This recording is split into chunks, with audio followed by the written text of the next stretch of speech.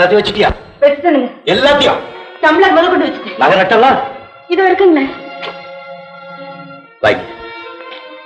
இதெல்லாம் என்ன? கழட்டிடுறேன். கழட்டு. இதெல்லாம் தாலி செயின் தானே? நான் உனக்கு செயின்லயா தாலி கட்டினேன்? மஞ்ச கைத்துல தானே கட்டினேன். மஞ்ச கைத்த போட்டுக்கிட்டு இதெல்லாம் கட்டி இங்க வை. இது பாகப்படி நடத்திடுறேன்.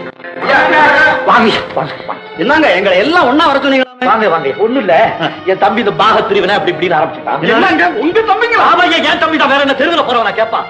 எல்லாம் பாத்துருங்க, எல்லாத்தையும் வச்சிருக்கேன். ஏமா இங்க வாங்க.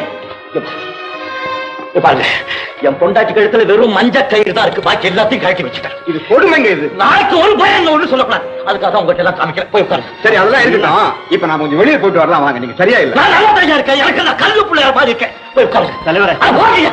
உட்காருங்க. போய் சாம்சன் பேசிட்டு உட்காரு. உன் கடிதாசியை பார்த்த தம்பி, ரொம்ப சந்தோஷம். நீ எழுதியிருந்த பிரகாரம் உன் நிலத்தை மட்டும் இல்ல, இந்த குடும்பத்துல என்னென்ன இருக்கோ எல்லாத்தையும் ரெண்டா பிரிச்சு கொடுக்கறதா தீர்மானம் பண்ணிட்டேன். இதுவரை எதுவும் நான் கேட்கிறேன். உனக்கு முன்னால பிறந்தவன்டானா? உன் கடிதாசிக்கு என்ன அர்த்தம், யாரு சொல்லி நீ அதை எழுதிருக்கேங்கிறத அப்படியெல்லாம் அப்பா நான் ஒண்ணு சொல்லடா. என்ன சொல்றேன்? என்ன அடிக்கணும்டா. ஏன்னா சின்ன பிள்ளைல இருந்து என் பேச்ச கேட்டு நடக்கும்படியாவே உன்னை வளர்த்துட்டேன் பாரு. நீயா ஒரு விஷயத்தை யோசனை பண்ணி நீயே ஒரு காரியத்தை செய்யும்படியா வளர்த்திருந்தேன்னா இவ்வளவு தூரம் வந்திருக்காது.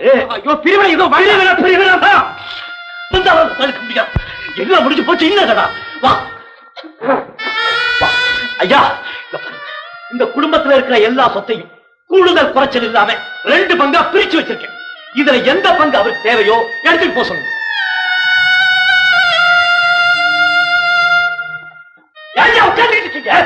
எந்த பங்கு வேணும் கேளுங்க. என்னங்க தலைவருடைய பேச்சு நடத்தி எனக்கு ஒண்ணுமே புரியலையே.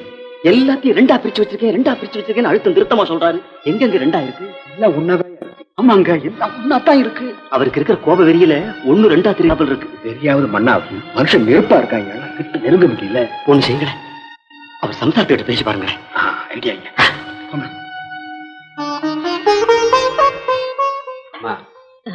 நம்ம தலைவர் என்னமோ 2 பங்கா பிரிச்சு வச்சிருக்கேன்னு சொன்னாருங்களே. எங்க இருக்கு 2 பங்கு? எங்க கண்ணுக்கு தெரியலீங்களே. 2 இருந்தா தானே உங்க கண்ணுக்கு தெரியும். எல்லாத்தையும் ஒன்னா நான் தானே எடுத்து வச்சேன். ஏன் 2 பங்குன்னு சொன்னாருங்க?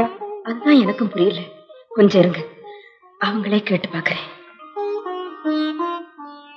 என்னங்க, விவகாரத்தை நல்லபடியா முடிக்கணும்னு தானே விரும்புறீங்க? ஆமா.